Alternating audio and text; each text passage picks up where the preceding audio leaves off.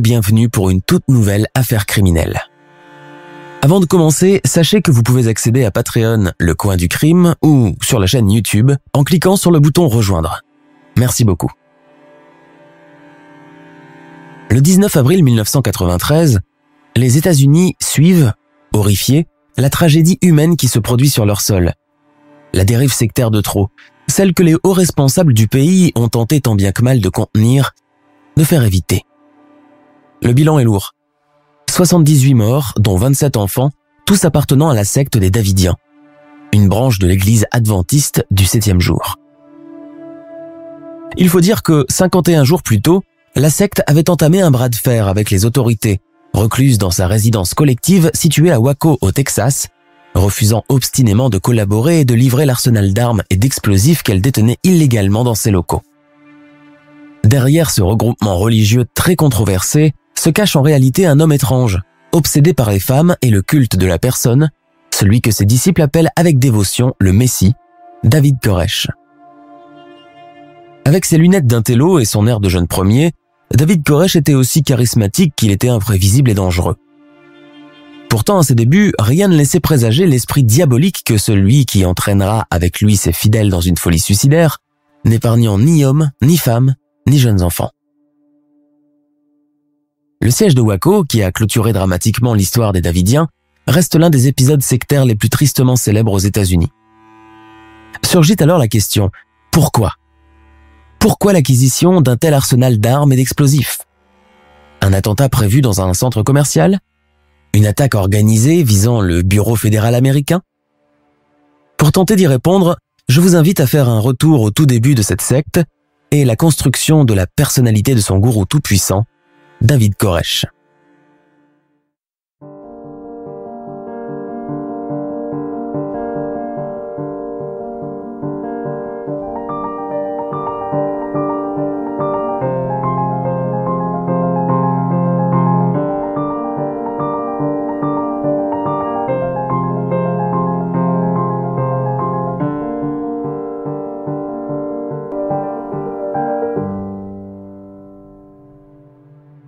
Comment se construit une secte ? Comment un individu, aussi banal soit-il, peut-il avoir autant d'emprise et d'ascendant sur d'autres personnes sans éveiller leur méfiance ?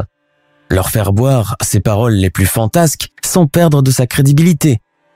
Leur faire faire tout ce qui lui passe par la tête, les entraînant sans contrainte au vice, au crime, au vol, ou pire, à leur mort certaine.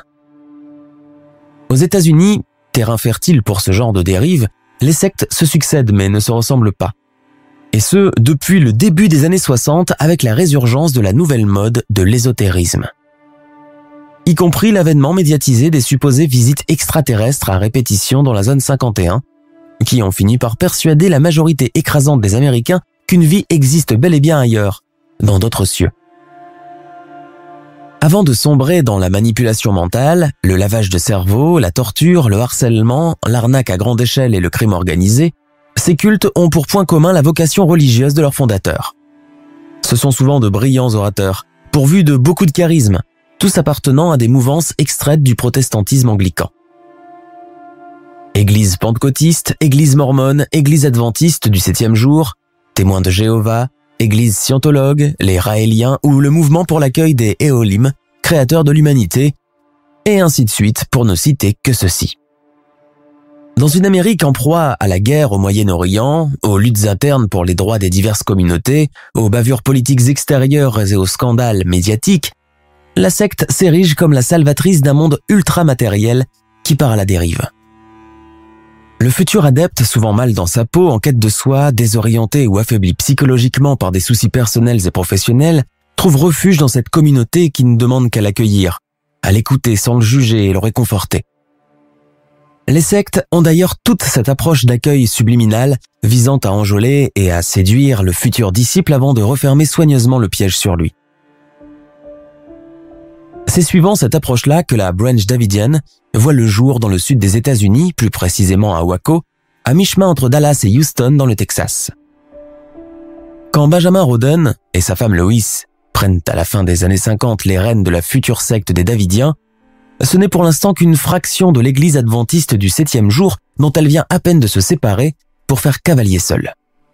Le couple Roden s'est rencontré à la fin des années 30, réunis par l'amour de la foi chrétienne. Elle, Lois May Scott, est protestante de descendance écossaise, tandis que lui, Benjamin Roden, anglicisé en Ben ou Benny, est fils d'immigrés juifs récemment établis aux États-Unis. Quand ils se rencontrent pour la première fois, Lois n'a aucun mal à l'entraîner dans ses réunions paroissiales et le fait convertir sans difficulté au bout de quelques temps. Ben et Lois auront 6 enfants, 4 garçons et 2 filles. Leur fils aîné, George, a été désigné pour suivre leurs pas dans l'ordre de succession du culte auquel ils appartiennent. Tous les deux manipulateurs indécrottables, ils réussissent en peu de temps à réunir autour d'eux une assemblée de fidèles qui va en grandissant de jour en jour.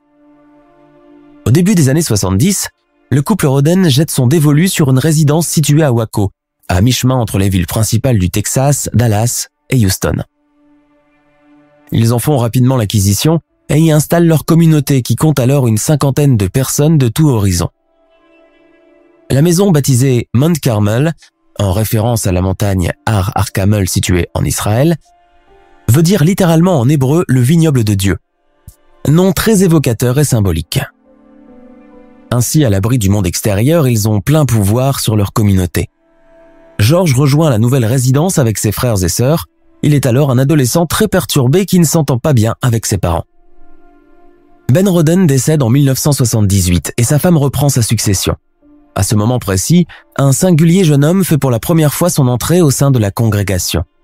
On lui donnerait même le bon Dieu sans confession, à ce Vernon Wayne Howell, âgé de seulement 19 ans et originaire de Houston.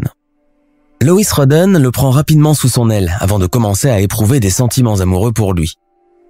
Malgré le grand écart d'âge qui les sépare, elle ne reste pas indifférente au charme naturel de Vernon, à ses manières délicates de garçon bien élevé, et est rapidement conquise par sa beauté juvénile qui lui rappelle celle du Messie, comme représentée dans les fresques. Ceux qui ont connu Vernon Wayne Howell à cette époque sont toujours restés marqués par son aspect inoffensif. Son look vestimentaire assez banal, mais son physique néanmoins accrocheur. Une haute stature athlétique, une longue chevelure blonde et bouclée, des yeux bleus et des traits doux et harmonieux. Très vite, la question, entre la gardienne du temple des Davidiens et le jeune disciple, mue vers quelque chose de plus sérieux, de plus charnel. Pour le moment, l'idylle est gardée sous secret. Il s'agit surtout de ne pas attirer l'attention des autres et d'éviter le scandale. À mesure que la relation entre Lois Roden et le jeune Vernon Howell évolue, elle commence à lui confier des tâches de plus en plus importantes, allant même jusqu'à lui confier les clés de son bureau et du coffre-fort et lui céder sa place sur l'estrade d'honneur lors des assemblées tenues généralement chaque vendredi soir. Le succès est vite au rendez-vous. L'homme est un orateur de talent. Il allie persuasion et bienveillance. Son auditoire reste carrément scotché lors des sermons, et avec le temps, il arrive même à éclipser Lois Roden dans le cœur de ses fidèles. Sa jeunesse joue beaucoup à son avantage. Son air innocent mais néanmoins viril séduit plus d'une femme dans l'assemblée. Avec ces quelques éléments à la clé, Vernon Howell fait ses premiers pas de gourou en devenir. Le futur David Koresh en phase de modelage et de construction. Déjà à cette époque, il parle de sa capacité à parler directement avec Dieu, à avoir des prémonitions qui se révèlent toujours justes. Lois Roden est ravie du succès de ce jeune homme qu'elle ne regrette pas d'avoir engagé. Hormis leur relation amoureuse, il est même devenu son bras droit, l'homme sur qui elle peut compter pour tout, depuis la rédaction des sermons jusqu'aux simples emplettes au supermarché. Vernon fait profil bas, se montre conciliant, n'aspirant qu'à apprendre d'elle. De son côté, Lois Roden ne cherche même plus à cacher sa jubilation devant son fils, George, qui commence à avoir de sérieux doutes quant à la bonne foi de sa mère. Depuis la mort de l'ancien chef, Ben Roden, son fils George est resté dans l'ombre, presque ignoré par tous. D'autant que maintenant il y a ce Vernon Howell qui s'accapare tout et le nargue avec mépris et hauteur. George peste de jalousie dans son coin. Lui, l'héritier légitime du culte, relégué au rang de simple spectateur, cela ne devrait pas être permis. Il faut que le vrai chef reprenne les commandes du navire, sinon tout ce que son père s'est échiné à construire pendant toutes ces années risque de partir en fumée. Il sait que sa mère est vieille, affaiblie et sous le joug de ce profiteur sorti de nulle part. George Roden, sans plus attendre, passe à l'acte. Pour cela, il réussit à rallier des membres du culte avec lui, les monte contre Vernon, le provoquant sans relâche, le traitant de parasite et d'imposteur, de menteur et de charlatan. Les mots ne suffisant plus, les deux hommes commencent même à s'affronter physiquement et à en venir aux mains. Cela s'envenime tant et si bien que George, armé de son revolver, jette finalement Vernon Howell dehors avec ses affaires, avec l'ordre de ne plus jamais remettre les pieds à Mount Carmel s'il ne veut pas se retrouver avec une balle dans le crâne. Vernon n'écoute cet avertissement qu'à demi. Il repère une maison à quelques kilomètres de la résidence des Davidiens et s'y installe pendant 2 ans. Cette période transitoire, il la consacre à l'étude de la Bible et des textes anciens, notamment le Coran et le Talmud. Voulant visiter les lieux qui ont vu naître les religions monothéistes, il se rend plusieurs fois en Israël, en Palestine et en Jordanie, apprend des rudiments d'hébreu et d'arabe, voyage aussi très souvent en Europe et en Australie pour parfaire sa connaissance du monde hors de l'Amérique. À son retour de ce long périple, il est contacté par d'anciens membres de la branche de Davidiens qui veulent le rejoindre. Ils sont en tout 25 membres. Ils disent que depuis que Lois Rodden a pris sa retraite et que George, son fils, est aux commandes, rien ne va plus à Mount Carmel. Ce qu'il faut aux Davidiens à présent, c'est quelqu'un d'intègre et de responsable. Quelqu'un prêt à se donner corps et âme à l'Église. Lui en l'occurrence. C'est la première bataille gagnée de Vernon Howell contre son rival. Lois Rodden décède le 10 novembre 1986 et les choses commencèrent sérieusement à se dégrader au sein de la communauté religieuse. George Rodden, devenu leader, un rêve qu'il a convoité depuis des années, n'est pas le chef de file à rêver. Il est alcoolique, imprévisible, colérique, insolent et entre souvent en conflit avec les autres membres qui n'ont aucun respect pour lui et menacent de le quitter. À quelques kilomètres de là, Vernon Howell, quant à lui, fait l'effet inverse. Il rassemble de plus en plus de monde, pour la plupart des étudiants en fac de médecine ou de journalisme fraîchement débarqués de Houston et de Dallas, pour écouter la bonne parole de ce nouveau prophète bourré de charisme et de culture. Ses premiers sermons font étalage des rapports hommes-femmes. Il se dit pour la pratique de la bigamie, même si décriée dans la société moderne. Il se dit favorable à un double mariage au vu et au su de tous plutôt que de mener une double vie sentimentale cachée dans le mensonge et l'hypocrisie. L'Amérique souffre justement à cause de cette hypocrisie sociale qui gangrène la société. Quand George Rodden apprend la nouvelle, il est fou de rage et veut faire éclater l'assemblée à succès qui se déroule sous son nez. En colère d'autant plus quand il apprend que ceux qui ont eu le culot de quitter Mount Carmel il y a quelques mois encore sont tous devenus les condisciples de Vernon Howell.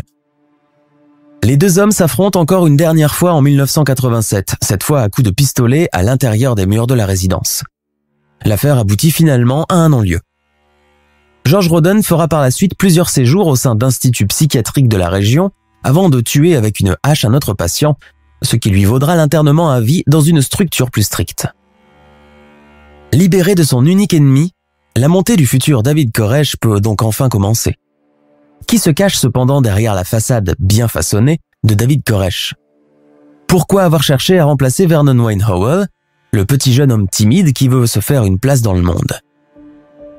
Un futur gourou doit toujours laisser derrière lui son passé tourmenté et aller de l'avant. Voilà toute l'explication. Son enfance, parlons-en. Elle a commencé déjà dans la difficulté et la honte.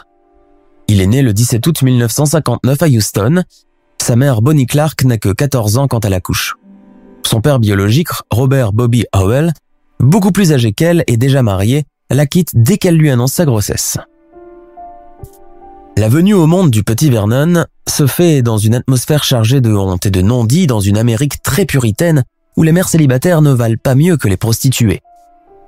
Pendant très longtemps, on lui fera même croire que Bonnie est sa grande sœur et que sa grand-mère, Earl Clark, est sa vraie mère. Ses premières années se déroulent chez ses grands-parents maternels qui l'hébergent, tandis que sa très jeune maman part travailler dans une autre ville pour subvenir à ses besoins.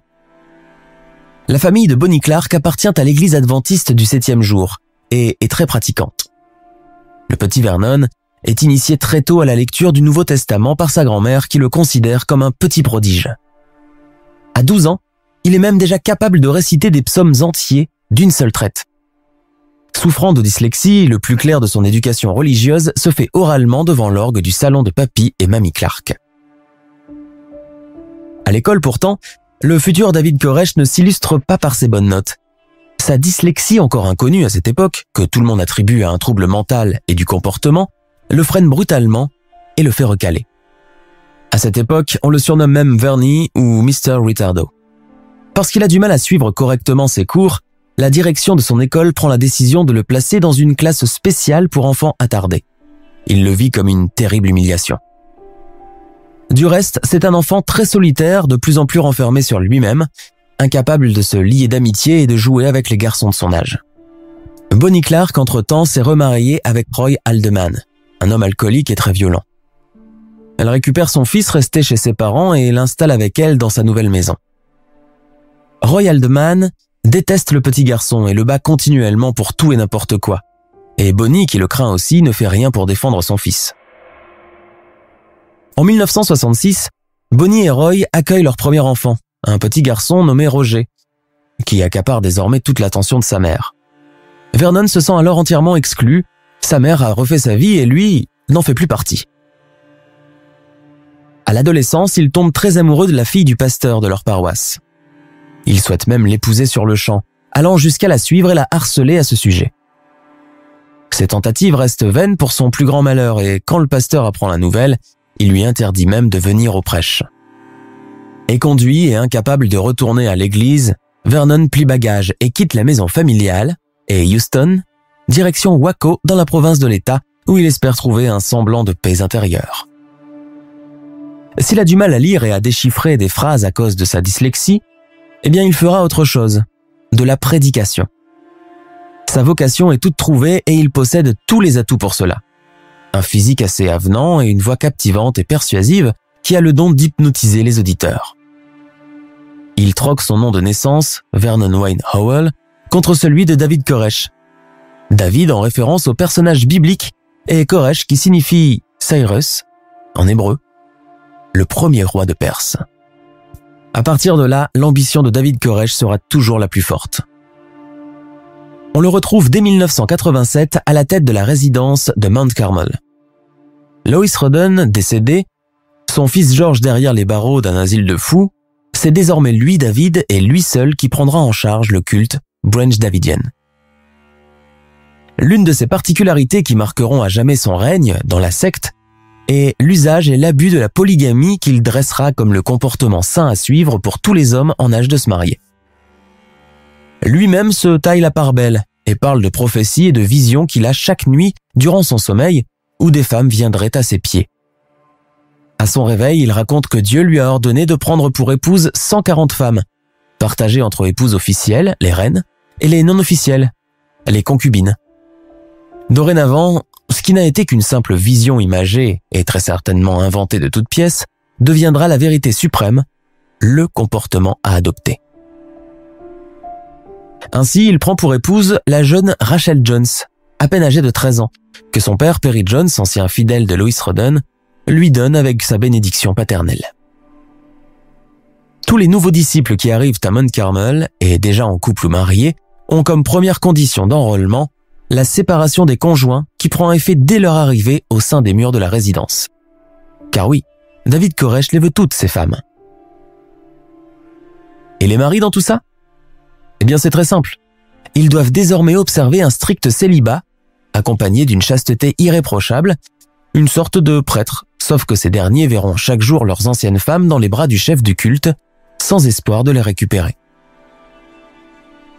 Ces conditions, aussi extrêmes et bizarres soient-elles, seront pourtant acceptées par tous les membres de la Branch Davidian, qui s'y plieront sans broncher et sans même protester. Dès le début des années 90, la petite communauté religieuse adventiste commence à avoir des allures de secte. À Koresh, il arrive souvent d'annoncer au matin, alors que tout le monde vient à peine de se réveiller, « J'ai rêvé que… » ou « Dieu m'a dit de faire ceci ou cela ». Et cela concerne souvent une nouvelle et jeune recrue qu'il veut prendre en mariage. D'ailleurs, il commence à les épouser de plus en plus jeunes, certaines n'ayant même pas atteint l'âge de 15 ans, le tout sous la bénédiction de leurs parents également membres du culte. Il raconte aussi qu'il possède sa révélation de la nouvelle lumière. Et en tant que Messie ressuscité, il faut que toutes les femmes du groupe lui appartiennent, qu'elles soient mariées ou célibataires, afin de créer sans cesse des générations de pèlerins au service de Dieu. Dans cet état d'esprit, il jette son dévolu sur Shari Doyle, une jeune Australienne de 14 ans dont le père, Clive, est un membre influent parmi les Davidiens du temps de Ben et Lois Roden. David épouse la jeune Shari avec l'accord de Clive, qui devient par la même occasion le second bras droit du gourou. David recrute aussi Stevie Schneider, qui devient en quelque sorte ses yeux et ses oreilles. Il est chargé de tout ce qui se passe dans le monde extérieur hors Mount Carmel et doit en faire un compte-rendu quotidien à Koresh. D'ailleurs, il est le seul à prendre la voiture pour aller en ville. Les journées à Mount Carmel s'organisent à la manière d'un camp. Les tâches sont distribuées selon le rang et le sexe des individus. Koresh, lui, fait continuellement des sermons sur le jugement dernier. Ces derniers temps, la communauté commence à accueillir de plus en plus de nouveaux adeptes. Parmi eux, beaucoup d'étudiants à la fac et des fonctionnaires. La fascination qu'exerce David sur eux est incroyable et immédiate, impossible de résister à son regard qui sonde l'âme. Comme dans n'importe quelle autre structure de ce genre, les adeptes sont sommés de confier l'ensemble de leurs biens, leur salaire ou n'importe quelle autre rentrée régulière d'argent au gourou, qui est chargé de gérer ces biens, désormais mis en commun, censés régler les dépenses de la communauté. Les naissances aussi se succèdent, car Koresh épouse à chaque fois une nouvelle jeune fille. En tout, ils ne seront pas moins d'une vingtaine d'enfants nés de femmes différentes. Quand vient le moment de l'accouchement, une autre adepte se charge de faire la sage-femme, car il est formellement interdit que les femmes du Messie aillent accoucher à l'hôpital de Houston. Les enfants des autres adeptes, nés hors de la secte, sont pris en charge par David, qui devient aussi leur père spirituel. À ces enfants, ordre leur est donné pour qu'ils appellent leurs parents biologiques chiens, tandis que David devient père. Outre ces différents abus, Koresh et ses aides ont de plus en plus recours aux armes à feu dont ils renouvellent à chaque fois le stock. Pour ne pas se faire remarquer par d'importants achats, ils commencent par acheter des 22 longs rifles à l'unité. Des séances de tir sont alors organisées dans la forêt derrière Mount Carmel, auxquelles prennent part également les enfants. Quant aux adultes, ils sont soumis à un véritable entraînement militaire. Dès lors, les armes à feu, leur composition et leur usage deviennent leur sujet de discussion quotidien. Les autorités de Waco comprennent cependant que quelque chose de louche se trame à Mount Carmel. Ils ont déjà reçu des échos à propos de mariages de mineurs, de polygamie généralisée qui est pourtant interdite par la loi américaine. Cependant, elles ne font rien pour intervenir et arrêter les agissements déviants et pédophiles de Koresh. L'année 1992 sonne le début du glas et le début de la descente aux enfers des Davidiens. Tout commence avec le départ précipité d'un des fils spirituels de Koresh, l'Australien Mark Breholt. Ce dernier, qui a assisté à ce qu'il faut bien appeler des scènes de viol entre le gourou et des jeunes filles traumatisées, n'en supporte plus davantage. Le climat qui règne à l'intérieur est de plus en plus malsain et anxiogène et est aux antipodes des beaux prêches prononcés par David chaque soir. En d'autres termes, faites ce que je dis mais ne faites pas ce que je fais. Breholt veut rentrer en Australie et en finir définitivement avec la secte. Mais avant, il tente à plusieurs occasions d'avertir les policiers au sujet des viols à répétition et des grossesses imposées à de toutes jeunes filles.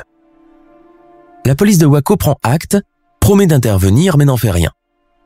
Le dossier est trop épineux et vaseux, et il est difficile d'intervenir sans preuve à l'appui dans une résidence privée dont les résidents n'ont jamais fait parler d'eux.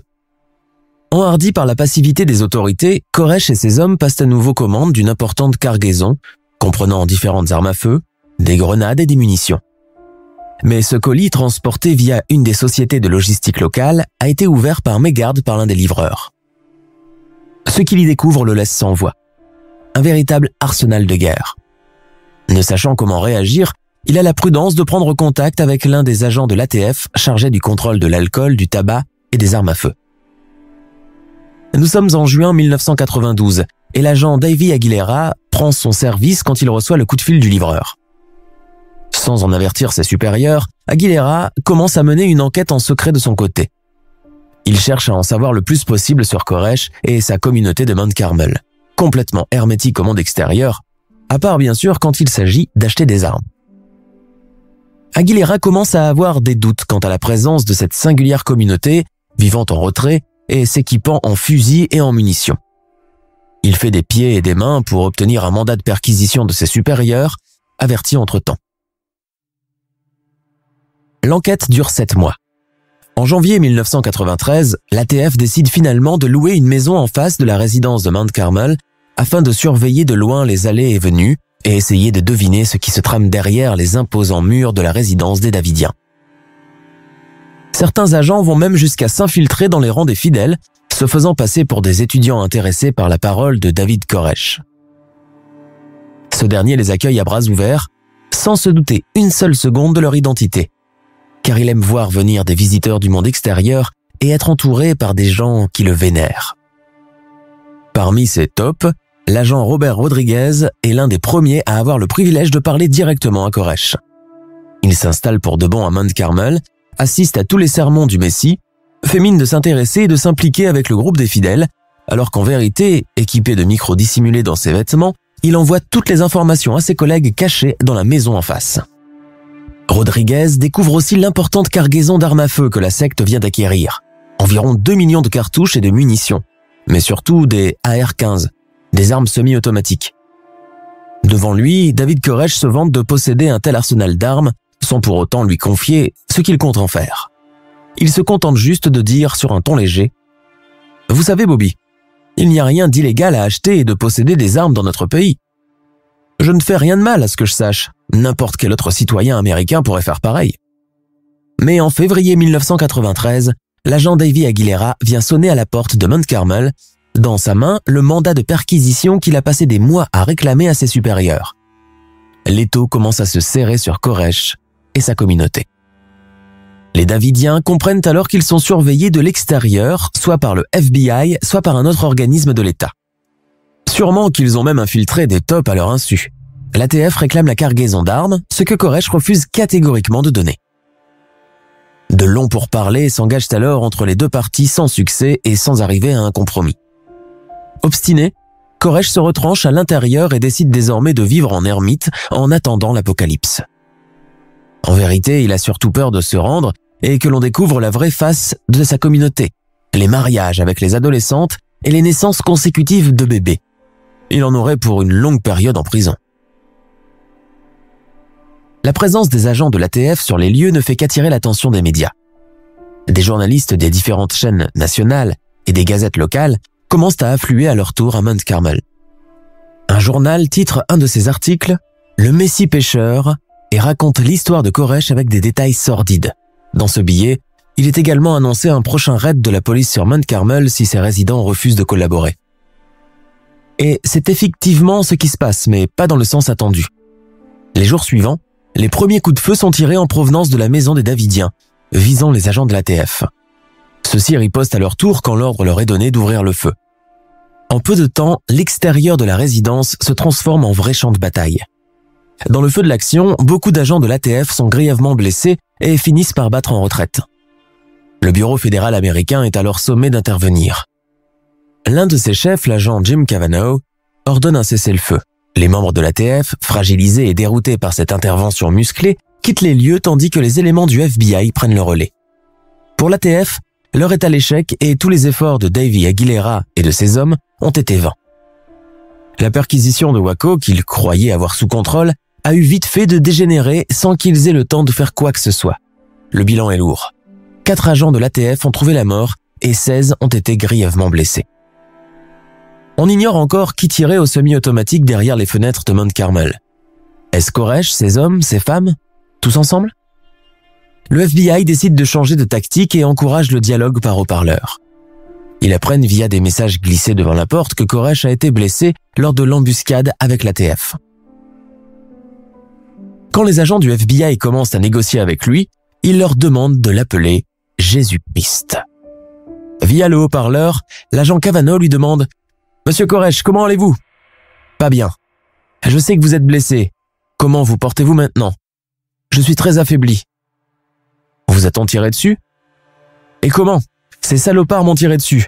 Mes petits jeunes ont riposté à leur tour par pure légitime défense. C'est l'ATF qui a commencé ce massacre, et pas nous. » Et il continue ainsi les jours suivants. Jim Cavanaugh comprend qu'il a affaire à un genre d'illuminé particulièrement anormal. Sa voix est atone et incroyablement sereine. En typique orateur, il aime s'écouter parler. Ce que Kavanaugh espère, avec cette méthode non brutale de dialogue, est que le gourou se livre de son plein gré. Mais les discussions avec le FBI restent neutres et tournent en rond. Leur inquiétude monte d'un cran lorsqu'ils apprennent qu'il y a de jeunes enfants à l'intérieur et qu'ils sont directement exposés aux armes à feu. La phrase que lâche Koresh au bout de quelques jours de négociations achève de leur glacer le sang. Aujourd'hui est le jour du Seigneur. Dieu réclame le sang. Peut-être pas aujourd'hui, David, tente de le raisonner l'agent fédéral. Oui, je vous dis que c'est bien aujourd'hui qu'il a besoin de sang. Sous la pression des agents fédéraux, ils consentent à livrer une dizaine d'enfants qui sont accompagnés de quelques adultes. Une logistique composée d'ambulances et de bus est même stationnée sur place afin d'accueillir les rescapés quand ils sortiront. En contrepartie, Koresh demande aux radios de diffuser un de ses sermons pendant 1 heure sur toutes les chaînes nationales. À son terme, il accepte de se livrer aux autorités avec tous les membres de la secte. Le FBI pense détenir là sa dernière chance et accepte avant qu'il ne change d'avis. Vers 13h ce jour-là, toutes les radios américaines résonnent au son de la voix du Messie. Il parle des 7 sceaux qui représentent la fin des temps dans les Écritures. Il parle pendant 1 heure sans faire aucune pause, sans marquer d'hésitation. Puis le silence oppressant et interminable. À partir de cet instant, la terrible attente du côté des agents du FBI commence. Selon le marché conclu avec David Koresh, il doit normalement sortir de Mount Carmel dans l'immédiat avec ses fidèles. Le FBI attend pendant 1 heure encore et rien ne se produit. Puis soudain, coup de théâtre du gourou, il ne sort plus car Dieu lui a demandé d'attendre. Les agents du FBI comprennent rapidement qu'ils se sont fait leurrer. La nature tourmentée de David Koresh et son côté psychopathe éclatent en plein jour. Jusqu'ici, les agents fédéraux pensaient communiquer avec quelqu'un d'honnête. Pendant 3 jours encore, le FBI négocie avec lui, 3 jours pendant lesquels leurs forces sont poussées à bout. Un seul espoir les oblige à continuer. Ils savent que David Koresh est psychiquement fatigué et que sa blessure par balle va s'infecter s'il ne reçoit pas de soins médicaux. Le lendemain, Koresh envoie un enfant au dehors avec un message accroché à ses vêtements. Le message dit « Quand tous les enfants seront libérés, les adultes mourront ». Dans la même soirée, Koresh consent à relâcher encore 21 enfants supplémentaires et en garde 27 à l'intérieur de Mount Carmel. La mission actuelle des agents du FBI est de sauver le plus d'enfants possible. Pour cela, ils fournissent même des caméras à Koresh pour qu'il puisse filmer des scènes de sa vie familiale, ce qu'il fait volontiers. Il tourne des passages avec chacun des 27 petits dont il revendique la paternité. Parfois, les mères des enfants sont également présentes, tout sourire et enlacées avec le gourou. « Vous voyez, monsieur Kavanaugh, aucune femme ne peut me résister. Ce n'est pas de ma faute tout de même si mon charme est aussi ravageur. » se vante-t-il devant la caméra avec un rictus satisfait. Il donne même la parole aux autres disciples, hommes et femmes, qui assurent n'être pas retenus à l'intérieur contre leur gré. Seulement la situation tourne toujours en rond. Certes, une 20aine d'enfants a été libérée et c'est un point positif, mais à présent, c'est Koresh qui doit sortir de sa tanière pour être transféré en justice. Au bout de la 3e semaine de négociation, à bout de nerfs, le FBI décide d'employer les grands moyens pour déloger tout ce monde de cet endroit. À grand problème, grand moyen. Mount Carmel est noyé de lumière pendant la nuit, projeté par des hélicoptères qui font la ronde sur le toit afin d'affaiblir les résidents et les empêcher de dormir. On leur coupe également l'eau, l'électricité et la ligne téléphonique pendant des jours pour les déstabiliser. Des chars d'assaut sont également envoyés, comme pendant une guerre. Ils abattent les arbres autour de Mount Carmel et écrasent tout sur leur passage, notamment les voitures de Koresh et de son bras droit, Steven Schneider. De l'intérieur, aucune riposte, le silence total, comme s'ils étaient tous morts. Et si c'était le cas? Le FBI retient son souffle. Quelques jours plus tard, Koresh envoie 2 des représentants de la secte pour affronter directement les agents fédéraux. Parmi eux, Steve Schneider et Wayne Martin, l'avocat des Davidiens. Les négociations se passent de façon très tendue. Une seconde entrevue est organisée 2 jours plus tard et cette fois-ci, ni Schneider ni l'avocat ne se présentent. Finalement, le procureur de la plus haute instance juridique de l'État du Texas donne le feu vert au FBI pour lancer des bombes lacrymogènes sur la résidence. Le siège de Waco dure déjà depuis 51 jours. Quand le jour se lève, ce 19 avril 1993, il y a comme une ambiance de fin des temps. L'agent fédéral Byron Sage, qui a remplacé Jim Cavanaugh entre-temps, prend la parole, le premier depuis un haut-parleur.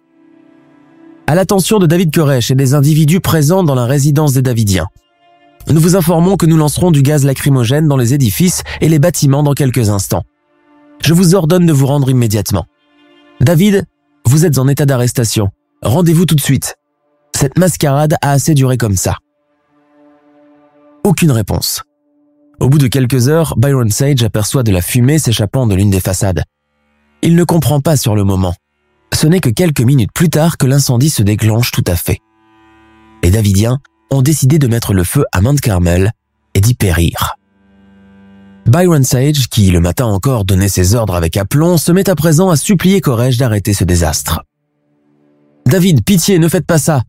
N'infligez pas ça à vos adeptes. Pensez à vos enfants. » Mais trop tard, le feu est bel et bien parti, consumant rapidement les édifices faits en bois. Dehors, tout le monde est complètement tétanisé par la scène apocalyptique qui est en train de se dérouler. L'événement est même diffusé en direct par les caméras de télévision du monde entier installées sur place depuis le début du siège. Des membres de l'armée essayent de pénétrer à l'intérieur en cassant les fenêtres, mais les flammes leur font rebrousser chemin. À 12h35 exactement, Mount Carmel est entièrement consumé. Le FBI apprend que parmi les Davidiens, 9 personnes ont pris la fuite en sautant par les fenêtres et ont disparu dans la nature. Sur le toit, des drones ont pris des images du haut de la résidence montrant que le feu a pris à 3 endroits différents au même moment. À présent, l'heure est au constat. Dans l'incendie éteint, le FBI identifie 78 cadavres, dont celui de David Koresh, de Steven Schneider et des 27 enfants. Le cadavre carbonisé de Shari Doyle, l'une des jeunes épouses de David, a également été trouvé avec celui de son bébé. Les premiers résultats balistiques constatent que David Koresh aurait été tué par balle par l'un des membres de la secte qui s'est suicidé à son tour quand le feu s'est déclenché.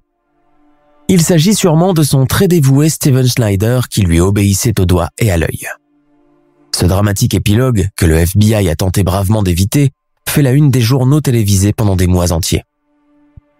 En tout, 35 Davidiens ont survécu, en réussissant à fuir avant l'incendie. Clive Doyle, le père de Shari, la jeune épouse de Koresh, figure parmi eux. Pour ces survivants, longtemps restés éloignés des feux des projecteurs, demeure la hantise, la culpabilité et le remords, le sentiment d'avoir été complice d'un abominable crime organisé et d'avoir été manipulé par un psychopathe à l'ego démesuré. La question restée à ce jour non élucidée est « Qui a bien pu déclencher le feu à Mount Carmel ?» Koresh lui-même? Un adepte pris d'une crise de panique? Un suicide collectif ordonné par le gourou? On ne le saura jamais. Ainsi se termine l'histoire de Mount Carmel et de la secte des Davidiens menée par son gourou emblématique. L'incendie sur lequel s'est achevée leur doctrine apocalyptique reste l'un des pires épisodes des dérives sectaires américaines. Si certains des survivants parmi les anciens adeptes ont choisi de tourner définitivement le dos à cet épisode dramatique de leur existence, beaucoup restent nostalgiques du gourou, comme cette ancienne sage-femme de la secte, Sheila Martin, qui raconte avec émotion « David me manque. Je continue à voir en lui le Fils de Dieu. Je continue toujours à écouter ses sermons enregistrés. Heureusement que mes enfants et mon mari sont désormais à ses côtés. » C'est vous dire l'emprise que cet homme avait sur ses disciples qui, même aujourd'hui, ne lui en veulent pas. D'anciens membres regrettent même d'être partis avant l'incendie. D'après eux, cela aurait été un honneur de mourir à ses côtés. Ils ont réussi à s'extirper de la secte, mais la secte continue à vivre en eux. Bien que de nombreuses associations aient déclaré la guerre à ces cultes et leurs chefs de file par le moyen de campagnes de sensibilisation, de numéros verts mis à disposition, de réunions, de sit-ins et de courts-métrages dissuasifs, il reste que beaucoup de sectes sont encore très puissantes, voire intouchables, pour que le commun des mortels puisse y changer quelque chose. Les agents du FBI sortent complètement bouleversés de cette expérience.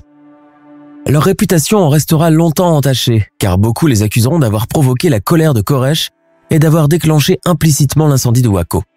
Les agents fédéraux s'en défendent encore aujourd'hui, précisant n'avoir fait que leur devoir.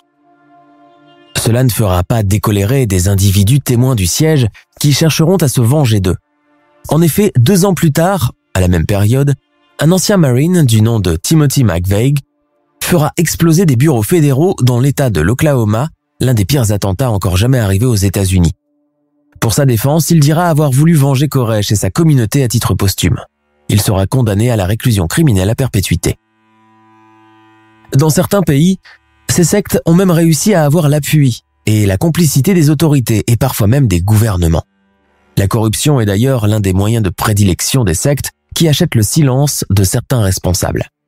En France, en Suisse et au Canada, l'ordre du Temple solaire, l'OTS, a eu le même impact sur ses adeptes pour ensuite faire les mêmes ravages au même degré de gravité que la secte des Davidiens.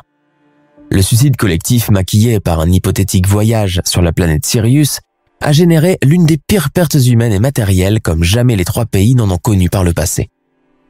Comme pour la secte de Koresh, les gourous de l'OTS n'ont pas hésité à mettre les enfants en première ligne des sacrifiés et de les brandir en bouc émissaire quand l'occasion se présentait.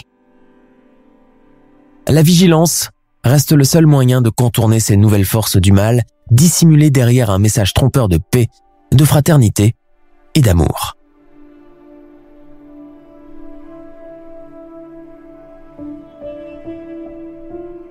Nous sommes à la fin de notre émission du jour. N'hésitez pas à écouter les autres émissions du podcast et à prendre 5 secondes pour nous laisser un 5 étoiles sur iTunes. C'est vraiment très important pour nous. Vous pouvez aussi vous abonner pour ne pas rater les prochains épisodes et nous suivre sur Facebook pour nous en proposer de nouveaux. Merci et à bientôt.